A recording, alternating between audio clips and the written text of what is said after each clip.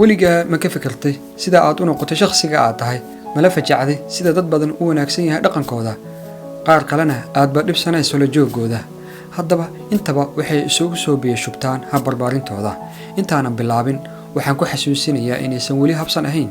inaad beddesho shakhsiyadaada mar haddii aad ogaato halka dhibta kaa haysato iyo ogolow inaan kula wadaago 8 waxyaabood oo hab barbaarintaada quseeya oo saameyn ku leh noloshaada.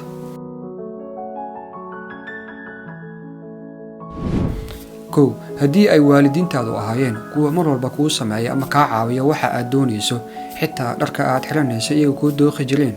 inkastoo arrintaasi ay ka ahayd wanaag haddana waxaa laga yaabaa marka aad weynaato inaad noqoto waxa loo yaqaano codependent si kale inaad noqoto qof mar walba ku tiirsan qofka lamaanihiisa ah adigoo ka rajaynaya in wax walba kuu sameeyo. 2 haddii waalidiintaadu isfureen gaar ahaan xilliga yarayd waxaad u nugushahay baahi daran oo aad u qabto xiriir romantic ah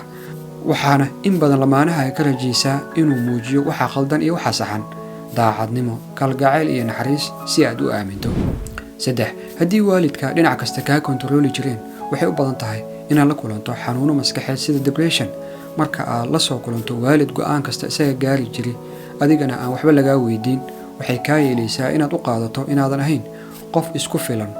oo problem xalin kara sidoo kale kugu sii hogaamisa inaad noqoto qof aan isku kalsoonayn. 4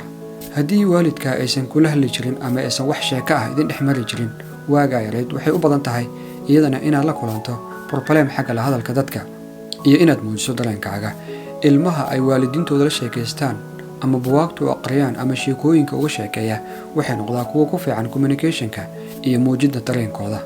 5 haddii aad ahayd qof waalidiintiisa mar walba koobiyeyn jiray wax walba ay sameeyaan waxay u badan tahay inaad noqoto qof u furfuran bulshada iyo dhaqamada kale. 6 haddii yaraantaada waalidka ama ciddii ku soo barbaarisay ay ku garaaci jireen inkastoo ay ku xiran tahay nooca dil ee lagu geysan jiray haddana waxay waxyeelo u geysataa maskaxdaada waxay kaa dhigi karaysaa qof isniiki ah oo si qarsoon mar walba wax u sameeya oo aan daacadnimo ku dhehnayn. 7 haddii ay ku soo barbaariyeen waalidiin xilli walba mashquul ahaa wax fursad ahna aan ku heli jirin adigoo yarna lagu dhiibay mas'uuliyadda guriga adiguna waalid isu noqday waxay u badan tahay markaad weynaato inaad noqoto qof perfectionist ah ama qof markasta doonaya inay wax walba okay ahdaan ama sida aad jeceshahay. 8 haddii aad xiriir fiican la lahayd aabbahaaga waqti fiicanna aad isla qaadan jirteen waxay u badan tahay inaad xiriir wanaagsan samaysato ama lamaane kuu qalma aad nolol la wadaagto. haddaba haddii aad la kulantay xaaladahan kama dhigna inaad weligaa sidaasi ahaanayso mar haddii aad ogaatay halka boogtaadu ka soo bilaabatay